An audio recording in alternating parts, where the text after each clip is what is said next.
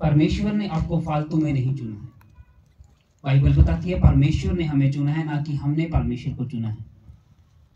परमेश्वर, आपके घर में अगर कोई बच्चा पैदा होता है तो आप उसे कहीं भी गलत दिशा की ओर नहीं जाने देते हैं, बल्कि उसका एक अच्छा मार्गदर्शन करते हैं, उससे पालते हैं, पोसते हैं और उसे एक अच्छे स्कूल में पढ़ाते हैं। उसे आप ऐसे स्कूल में नहीं पढ़ाना चाहते जो स्कूल अच्छा नहीं हो। आप उसे कभी भी गलत शिक्षा की ओर लेकर नहीं जाना चाहते, क्योंकि आप चाहते हैं कि आपका बच्चा आपके मार्गदर्शन के साथ चलकर आपके जो जहां आप चाहते हैं वहां उसके साथ रहकर वहां पहुंच सके और वो अपनी मंजिल को प्राप्त कर सके। परमेश्वर भी यही चाहता है। परमेश्वर ने जब आपको चुना है तो याद रखो, उसने आपको फालतू में नहीं चुना। जब उसने संसार से आपको बुलाया है, संसार में बहुत से लोग थे, बाइबल कहती, पर परमेश्वर ने आपको चुन लिया और ठहराया ताकि तुम फल लेकर आओ। संसार में और भी बहुत से लोग हैं, पर परमेश्वर ने उन लोगों को नहीं चुना, पर चुना तो परमेश्वर ने सबको है, सबको चुना है। बाइबल कहती सबको चुना है, पर परमेश्वर के कुछ खास लोग हैं जो परमेश्वर के भवन में आते हैं, परमेश्वर के भवन में रहकर सेवा करते हैं। और जब वो ऐसा करते हैं परमेश्वर के भवन में रहकर, तो परमेश्वर में फल देता है। ताकि परमेश्वर जब आपको चुनता है तो आपको कहीं ना कहीं ठहराता है, ताकि आप उस ठहरे स्थान पर रहकर परमेश्वर का मार्गदर्शन प्राप्त कर सके और अपनी उस मंजिल को बना सके जिस मंजिल के लिए परमेश्वर ने आपको चुना है। जब आपका बच्चा बड़ा होता है, जब आपका बच्चा 10 साल का होता है, 8 साल का होता है, आप उसे सिखाते हैं, ए बेटा ऐसा नहीं करना, ए बेटा गलत काम नहीं करना, बेटा नशा नहीं करना, बेटा लड़कियों के चक्कर में नहीं जाना, बल्कि आप उसे हर वो मार्गदर्शन देते हैं ताकि आपका बच्चा सही दिशा पर रहकर आप जिस मंजिल पर उसे लेकर जाना चाहते हैं उस मंजिल तक पहुंचा सके। वैसे ही परमेश्वर है। परमेश्वर नहीं चाहता कि आप अपनी मंजिल से कहीं डिस्ट्रैक्ट हो जाएं। परमेश्वर चाहता है कि उसने आपको चुना है और ठहराया है ताकि आप फल लेकर आए और आपका फल बना रहे। उसने सबसे पहले आपको उद्धार तक लेकर गया। जब आपने बपतिस्मा लिया, परमेश्वर ने आपको उद्धार दिया, आपको मुक्ति दी। अब परमेश्वर ने आपको इसलिए ठहराया है ताकि आप ठहरे स्थान पर रहकर परमेश्वर का काम कर सके। वो काम कौन सा था? वो काम ये है कि आप सुसमाचार प्रचारक हो सकते हैं, आप सेवादार हो सकते हैं, आप इंस्ट्रूमेंट प्रभु के वर्षीय आराधक हो सकते हैं, कुछ भी हो सकते हैं। बाइबल कहती है दाऊद के पास 3 ऐसे आराधक थे। जब वो आराधना करते थे तो आराधना के दौरान भविष्यवाणियां होती थी। क्या आज हमारी कलीसिया में, हमारे लोगों में ऐसे आराधक हैं? क्या आज जब हमारे आराधक आराधना करते हैं तो ऐसा होता है? आज बहुत से बहनें उठकर आती हैं, पास्टर जी मुझे आराधना करनी है। बहुत से बच्चे उठकर आते हैं, पास्टर जी मुझे आराधना करनी है।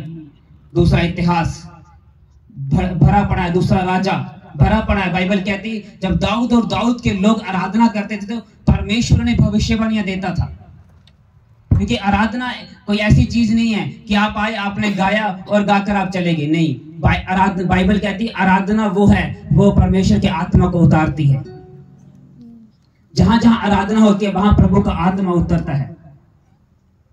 पर क्या आज जब हम आराधना करते हैं, जब हम प्रभु की प्रशंसा करते हैं, प्रभु की तारीफ करते हैं, तो क्या हमारी आराधना में प्रभु का आत्मा आता है? इसलिए में बहुत से लोग मुझसे नाराज होकर घर वापस चले जाते हैं। चर्च, जहां तक कि बहुत से लोगों ने चर्च भी छोड़ दी क्योंकि पास्टर ने आराधना का स्थान नहीं दिया। जो भी आराधना करते हैं, क्या उनकी आराधना में ऐसा होता है? अगर आप बाइबल को गहरा पढ़ेंगे तो बाइबल कहती है जब परमेश्वर के दास एलीशा के पास एक जन आया, उसने कहा एलीशा नबी मेरे लिए भविष्यवाणी कर। उसने कहा जा किसी बजाने वाले को लेकर आ। और जब उसने बजाना शुरू किया तो बाइबल कहती परमेश्वर का आत्मा एलीशा पे उतरा और एलीशा ने राजा को बताया कि आज तू जीतेगा और तेरे पास इतना फर्क होगा क्योंकि उस देश में अनाज की बहुत ज्यादा कमी थी, बहुत ज्यादा घटी थी, वो देश खत्म हो रहा था, अकाल पड़ा हुआ था। परमेश्वर ने कहा कल इसी दिन यहाँ पे ढेर सारा अनाज होगा। और उसने कहा क्या ऐसा हो सकता है? परमेश्वर के दास ने कहा होगा तो जरूर, पर तू नहीं देखेगा क्योंकि तूने परमेश्वर की बातों पर विश्वास नहीं किया। क्या आज हमारे पास ऐसे आराधक हैं? क्या आज हमारे पास ऐसे बजाने वाले हैं कि जब बजाएं तो प्रभु का आत्मा बल से उतर आए? आज क्यों कलीसिया स्ट्रगल कर रही है मसीह जिंदगी में? आज क्यों कलीसिया रो रही है? आज क्यों कलीसिया पिछड़ रही है प्रभु? क्योंकि हमारा परमेश्वर तो सामर्थी परमेश्वर है, हमारा परमेश्वर महान काम करने वाला परमेश्वर है, क्योंकि हम उसे ठहराए हुए स्थान पर जहां परमेश्वर ने हमें ठहराया, बाइबल कहती हमने वहां काम करना छोड़ दिया है, तभी हमारे जीवनों में फल नहीं है, तभी कलीसिया में फल नहीं है, और तभी कलीसिया में बड़े बड़े काम नहीं होते हैं। अगर हम उस वचन को पढ़ें तो लिखा, तुमने मुझे नहीं चुना परंतु मैंने तुम्हें चुना और तुम्हें नियुक्त किया है। और तुम्हें क्या किया है? नियुक्त किया है, ठहराया है। कहां पर ठहराया है? अगर हम इसी बाइबल, इसी शब्द को अगर हम इब्रानी भाषा में पढ़े तो ये इसका मतलब है थिथियम, और उसका मतलब है कि परमेश्वर ने तुझे किसी जगह पर डाल दिया है, अब तुझे उस जगह पर रहकर अपनी मंजिल को बनाना होगा। ठहराए स्थान का मतलब ये है कि परमेश्वर ने अब तुझे किसी जगह पर, यहां पे लिखा अपॉइंट कर दिया, किसी जगह पर रख दिया है, और जब तू उस जगह पर है, उस जगह पर रहकर काम करेगा तो लिखा तू अपने आप को बनाएगा उस जगह पर रहकर। परमेश्वर उस जगह पर रहकर तेरी सेवा को देखेगा, परमेश्वर उस जगह पर रहकर तेरे कामों को देखेगा, परमेश्वर उस जगह पर रहकर तेरे उन सब चीजों को देखेगा जो चीजें परमेश्वर ने तुझे देने यहाँ पर ठहराई, यहाँ करने के लिए बोली हैं। और जब जब आप करोगे, बाइबल कहती फिर तुम बनाए जाओगे परमेश्वर के कामों में, और तुम अपनी मंजिल को लिखा प्राप्त करोगे यीशु नासरी के नाम से। पर क्यों आज कलीसिया मंजिल को प्राप्त नहीं कर पाती? क्योंकि उस ठहराए हुए स्थान पर वो कभी काम नहीं करती। लिखा, वहां पे लिखा परमेश्वर ने तुम्हें डाल दिया है, परमेश्वर ने तुम्हें वहां रख दिया है। किस लिए रखा? परमेश्वर ने तुम्हें इसलिए रखा है कि तुम अपने उस स्थान पर जहां पर हो वहां रहकर परमेश्वर के काम कर सको। और फिर लिखा परमेश्वर तुम्हें बनाएगा, मेक करेगा। आज कोई टेंट की सेवा नहीं करता, कोई दरियों की सेवा नहीं करना चाहता, क्योंकि हर व्यक्ति प्रोफेशनल रहना चाहता है। और दूसरे आप दाऊद की स्टोरी पढ़ो, वहां पे लिखा 4-4 हजार लोग मंदिर की सेवा करते थे, प्रभु के भवनों की सेवा करते थे। 4-4 हजार लोग गाना गाते थे। 2800 लोग दाऊद ने सॉन्ग गाने के लिए, आराधना करने के लिए रखे थे। और जब ऐसा करता, बाइबल कहती दाऊद को परमेश्वर ने सबसे अधिक ब्लेस किया, उसके बेटे को सबसे अधिक परमेश्वर ने सोना चांदी बहुत कुछ दिया परमेश्वर ने। क्यों? क्योंकि जब दाऊद एक बार समझ गया था कि परमेश्वर ने अब मुझे फालतू में नहीं चुना है, परमेश्वर ने अब चुना है और ठहराया है कि मैं उसकी सेवा कर सकूं। परमेश्वर ने आपको इसलिए चुना है कि अब तुम संसार में जाकर परमेश्वर का सुसमाचार सुना सको। जब तुम्हारा कोई नहीं बना तब तुम्हारा परमेश्वर बना। जब तुम दर दर की ठोकरें खा रहे थे, भटक रहे थे, डॉक्टरों से दवाइयां खा चुके थे, वैद्यों से दवाइयां खा चुके, हर जगह तुम्हें जवाब हो चुका, तब परमेश्वर ने तुम्हारे हाथ को पकड़ा और तुम्हें चंगा किया। अब परमेश्वर चाहता है कि तुम उसकी सेवा को क्या करो, आगे लेकर जाओ।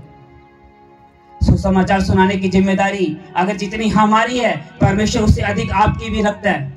क्योंकि परमेश्वर ने जब कहा तो उसने कहा जाओ पूरी जातियों में जाकर सुसमाचार सुनाओ, पिता पुत्र पवित्र आत्मा के नाम से क्या दो? बपतिस्मा दो। परमेश्वर ने ये नहीं कहा कि विश्वास करने वालों में जो विश्वास करेगा और बपतिस्मा लेगा उसी का उद्धार होगा, और विश्वास करने वाले बड़े बड़े चिन्ह होंगे। हम एक पक्षी के पर बन जाते हैं, पर दूसरा अगर पक्षी एक पर क्या है तो वो किसी काम का नहीं है। हमेशा पक्षी 2 परों से उड़ता है। बहुत से लोग इस वचन को पढ़ते हैं, इस वचन को पढ़कर क्या करते हैं, वो लोगों पर प्रार्थना करना शुरू कर देते हैं। परमेश्वर ने दूसरी साइड भी क्या कहा? परमेश्वर ने कहा जाओ और क्या करो? सुसमाचार सुनाओ। लोगों को क्या करो? पिता पुत्र पवित्र आत्मा के नाम से बपतिस्मा दो। परमेश्वर ने आपको भेजा है कहां पर? अपना काम करने के लिए, दुनिया में सुसमाचार सुनाने के लिए। आज बघा हमें कोई बड़ा अधिक किसी पोजीशन का व्यक्ति मिल जाता है, हम उसे कभी नहीं बताते कि हम परमेश्वर में हैं। परमेश्वर ने क्या कहा? परमेश्वर ने कहा अगर तू मनुष्य के सामने मुझे मान लेगा तो मैं भी स्वर्गदूतों के सामने तुझे मान लूंगा। अगर तू मनुष्य के सामने मेरा इनकार करेगा तो मैं भी जब तू स्वर्ग में होगा मैं तेरा इनकार कर दूंगा।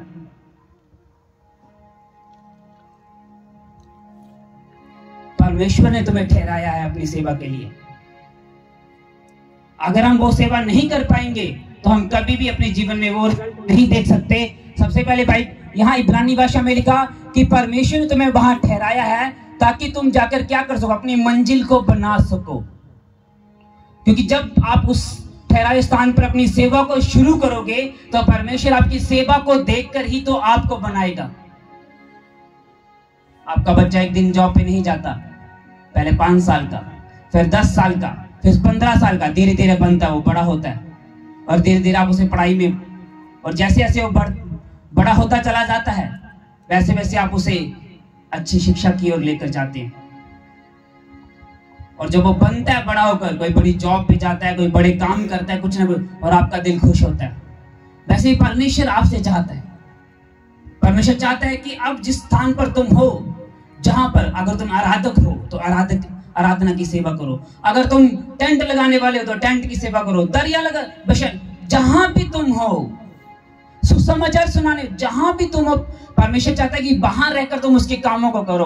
और फिर परमेश्वर जब उस ईमानदारी की सेवा को देखेगा तो परमेश्वर तुम्हें बनाएगा। कैसे बनाएगा? उस ईमानदारी की सेवा को देखकर, और वो तुम्हें बड़ा फल देगा। फिर आमीन।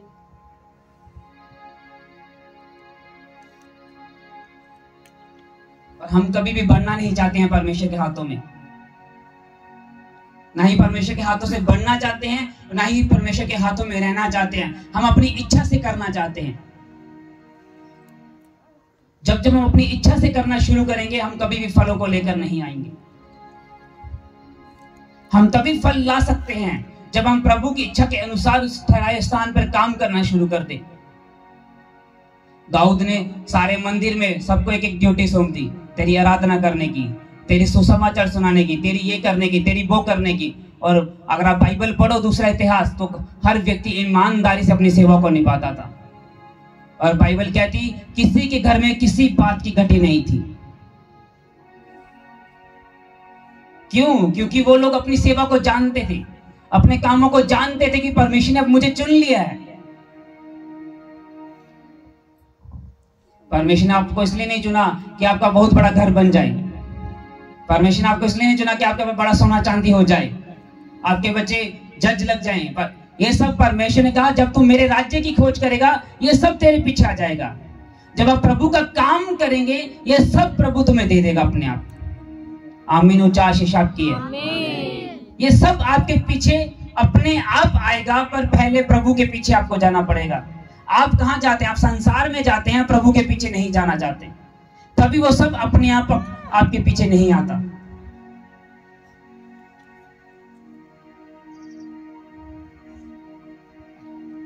जब प्रभु ने अपने चेलों को बुला लिया तो बाइबल कहती है चेले वापस जाना पसंद नहीं करते थे। अगर एक चेला वापस चला गया, पतरस, जब पतरस ने अपने मन में सोच लिया कि मैंने परमेश्वर का इनकार कर दिया है, मैं परमेश्वर से दूर हो चुका हूं, परमेश्वर को मैंने छोड़ दिया, और वो अपने काम पर जब वापस चला गया उसी मछलियों के धंधों में, तो परमेश्वर ने उसे वहां दर्शन दिया और उसे वापस बुलाकर परमेश्वर से एक चट्टान की तरह खड़ा कर पतरस के प्रचार की तरह 3000 लोगों ने सेवा ठहर बपतिस्मा लिया उस दिन। अगर तुम सोचते हो मैं बहुत बड़ा पापी हूं, मैं बहुत बड़ा, मैं ऐसा करने वाला हूं, मैं ऐसा करने वाला हूं, परमेश्वर हमेशा आपको माफ करता है। क्योंकि परमेश्वर चाहता है कि आप पतरस की तरह वापस आए और पतरस की तरह काम करें और पतरस की तरह चट्टान बनकर अड़े और खड़े रहें।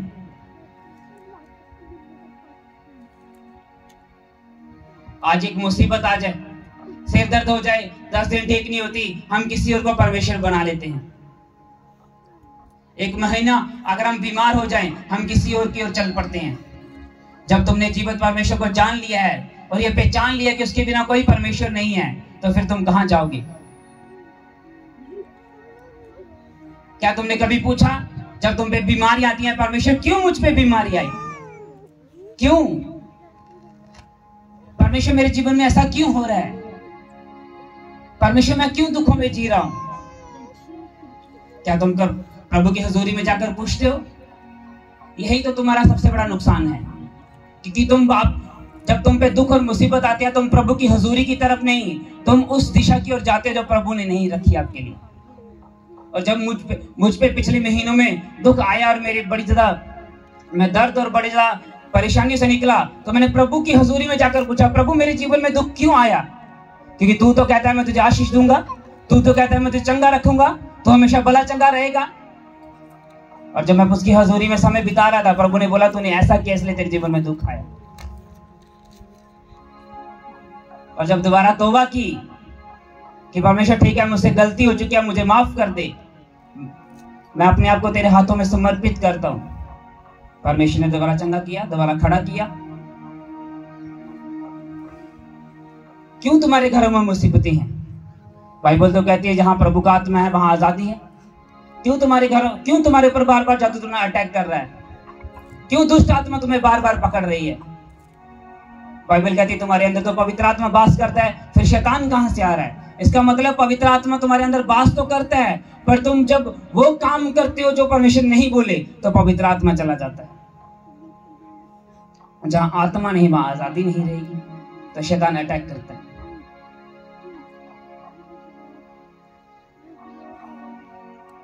जैसा परमेश्वर ने हमें बुलाया है हम वैसे रहकर उसकी सेवा करें,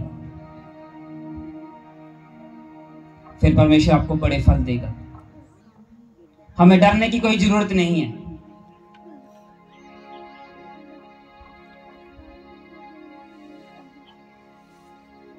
नमान कोड़ी एक बहुत बड़ा स्टेट का प्रधानमंत्री था, जो भी था, बाइबल कहती है उसको सुसमाचार सुनाने वाली कौन थी? उसकी एक नौकरानी। हमें कभी किसी से डरने की जरूरत नहीं है, क्योंकि परमेश्वर यहोवा हमारे संग है। हमें हर जगह उसका नाम बताने की, उसके नाम को ऊंचा करने की जरूरत है सिर्फ कि हाँ मैं परमेश्वर का जन हूं, मैं परमेश्वर के साथ रहता हूं, मैं ये काम नहीं कर सकता क्योंकि मेरा परमेश्वर नाराज होता है। और जब हम ऐसा करेंगे प्रभु की हजूरी हमारे साथ बढ़ेगी, क्योंकि जितना प्रभु, बाइबल कहती दाऊद का अभिषेक 3 बार हुआ, चेलों का अभिषेक 3 बार हुआ। परमेश्वर एकदम आपके ऊपर सारा आत्मा नहीं उंडेलता। प्रभु आप जो आत्मा आपको देता है उसका मसा धीरे धीरे, उसका अभिषेक, उसकी सामर्थ धीरे धीरे बढ़ाता है। उसको बढ़ाना उसको घटाना आपके ऊपर निर्भर करता है। आज बहुत से जन मैंने देखे चर्च आते हैं, जब आशीष मिल जाती है, बरकत मिल जाती है, आना बंद हो जाते हैं। और जब कोई मुसीबत आ जाती है और जब कोई हम मुझसे पूछते हैं या तो प्रभु के भवन में नहीं आता, जी मैं बीमार हुआ। क्यों बीमार हुआ? बाइबल कहती है जी मैं परेशान हुआ, अब मैं प्रभु के घर नहीं जाता, अब मैं वहां जाना, दूसरी जगहों पे जाना ज्यादा पसंद करता हूं, क्योंकि आपने वो नहीं किया जो परमेश्वर चाहता था, आपने वो किया जो आप चाहते थे। और परमेश्वर कभी किसी की बनिया खीर नहीं खिलाता। वो उसने आपको आजाद छोड़ दिया है, आपको अपने ऊपर छोड़ दिया है, ताकि इस समय आप निर्णय ले सकें कि आपको उसमें चलना या नहीं। और कुछ समय के बाद जब वो उतर आएगा इस संसार में अपना प्रकोप लेकर, जब तबाही होगी संसार में, लड़ाइयां की आप सुन रहे हो तो शुरुआत है। हम मिडिल ईस्ट में बहुत बड़ी लड़ाइयां देखने वाले हैं। 1 सेकंड में 20 लाख 20 करोड़ दुष्ट आत्माएं निकाली जाएंगी नर्क से, जो लोगों के ऊपर छोड़ी जाएंगी। लोग मौत को मांगेंगे, मौत नहीं मिलेगी, बाइबल बताती है। और 20 लाख लोग एक आधे घंटे में खत्म हो जाएंगे। ऐसी महामारियां परमेश्वर डालेगा लोगों के ऊपर। पर परमेश्वर आपको समय दे रहा है कि क्या आप बादलों पर उठाए जाना चाहते हो या नहीं। अगर आप उठाए जाना चाहते हो तो फिर वो करना शुरू कर दो जो परमेश्वर ने आपको बोला है, तो आप उठाए जाओगे। इसके साथ आपके ऊपर कोई मुसीबत ना आएगी, आपके ऊपर कोई भी परेशानी नहीं आएगी। यीशु के नाम से आप जीवित उठाए जाओगे। देखना आपका शरीर पल पल में बदल जाएगा। आपको खुद समझ नहीं आएगी, आप किसी सड़क पर या किसी मोड़ पर खड़े होकर आप उसके साथ जीवित उठाए जाओगे। पर आप तभी उठाए जाओगे जब आप उसकी इच्छा को पूरा करोगे। आप बुलाए गए हो, आप चुने गए हो उसके द्वारा, ताकि आप बड़े काम कर सको। हालेलुया। बाइबल भरी पड़ी है हमारे पास, सब कुछ बताती है हमें कि हमें क्या करना है। इसलिए मसीह लोग ब्लेस नहीं है, इसलिए वो आशीष नहीं पाते हैं, इसलिए वो बरकत नहीं पाते, क्योंकि वो नहीं करते हो परमेश्वर चाहता है। हम लोग चर्च तो ऐसे चेंज करते हैं जैसे हम रोज रोटी की सब्जियां चेंज बनाते हैं। हम लोग पास्टर ऐसे चेंज करते हैं जैसे हम रोज एक दिन जी गोभी की सब्जी बना ली, दूसरे दिन आलू की। हम ऐसी सब्जियां चेंज जैसे पास्टर को चेंज करते हैं, ऐसे हम लोग चर्चेस चेंज कर रहे हैं। बाइबल कहती है तुम ठहराए गए हो किसी चर्च के लिए, तुम ठहराए गए हो किसी पास्टर के अधीन रहने के लिए, वहां काम करने के लिए, किसी भवन में रहने के लिए। तुम ठहराए गए उस भवन के साथ वफादारी के साथ काम करने के लिए। तुम जगह जगह घूमने के लिए नहीं बुलाए गए हो, तुम एक जगह रहकर बड़े फलों को प्राप्त करने के लिए बुलाए गए हो। आमीन। ऊंची आशीष आपकी कलीसिया। ये सब चीजें छोड़ दो और वो करो जो प्रभु चाहता है।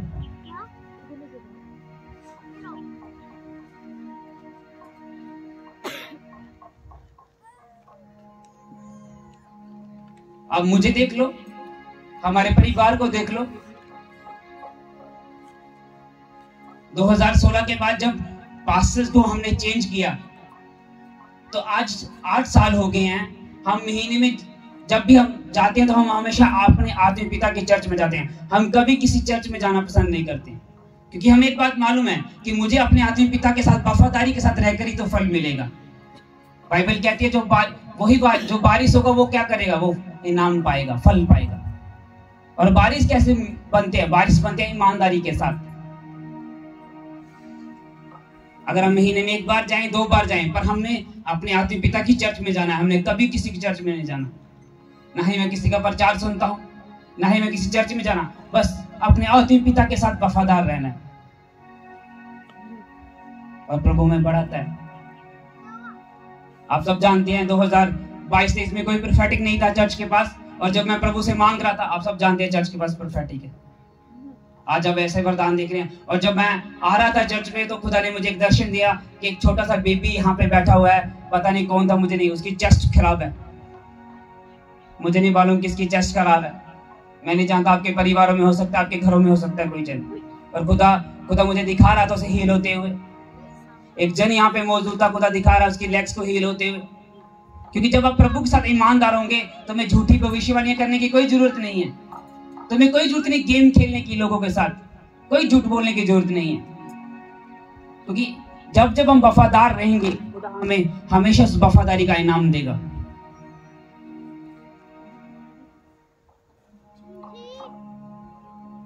हालेलुया, आमीन। ऊंचा आशीष आपकी है।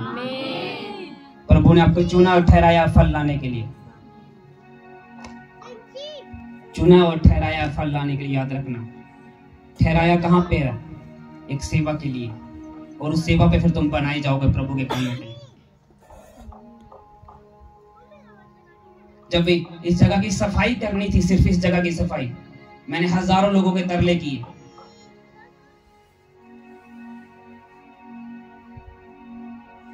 मैंने फोन करके लोगों को बुलाया, लोग नहीं आए। जी हमारा ये काम है, हमारा ये काम है। मुझे एक बात मालूम है, उनका वो काम भी नहीं हुआ होगा।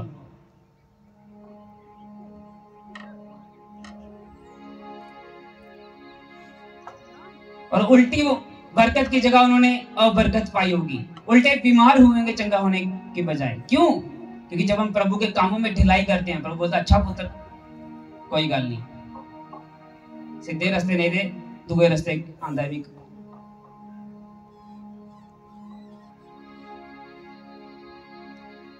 अगर आप अपने घर का काम, अपनी शादी को काम कितनी सुंदरता से करते हैं, कितनी अच्छी रीति से, तो प्रभु का काम कैसे करते हैं? क्या प्रभु नहीं देख रहा? वो अंधा थोड़ी है। वो क्या चाहता है तुमसे? कि तुम समर्पित होकर उसके कामों को करो, या मेरा कर रहे हो?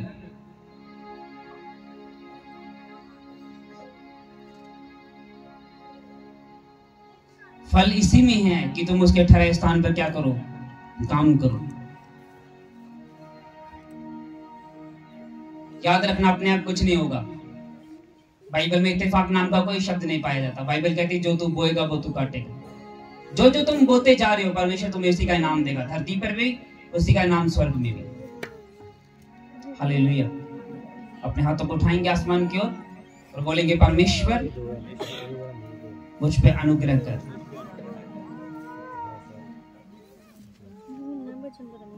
मुझ पर अनुग्रह कर। 2024 जो साल होगा वो सुसमाचार को आगे लेकर जाने की बड़े फल के साथ बड़ा वो साल होगा। यीशु के नाम में देखना, बड़े सुसमाचार को खुदा फैलाएगा हमारे नगरों में, बड़े सुसमाचार को। मेरी ये प्रार्थना है खुदा इस इस शहरों में बड़े बड़े अगुओं को लेकर आए और बड़े बड़े क्रूसेड हो यीशु के नाम में। ये मैं प्रार्थना कर रहा हूँ दिल से, तय गुजर से, कि परमेश्वर क्रूसेड को लेकर आए, बड़े बड़े अगुओं के, हमारे आत्मिक पिता के क्रूसेड को लेकर आए। परमेश्वर ऐसा बना इन शहरों को, ताकि लोगों की आंखें खुल जाएं कि परमेश्वर कैसे काम करता है। परमेश्वर किसी धर्म को बदलने नहीं आते, परमेश्वर जीवन बदलने आए और हमेशा जीवन बदलेंगे।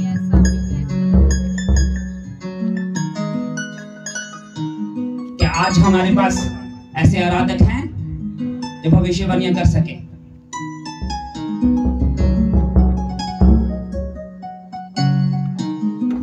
हालेलुया।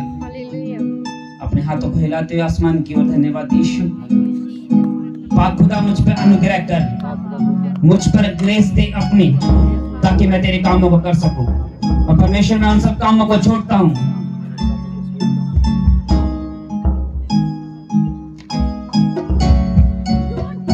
जो काम तेरे लिए सही नहीं है।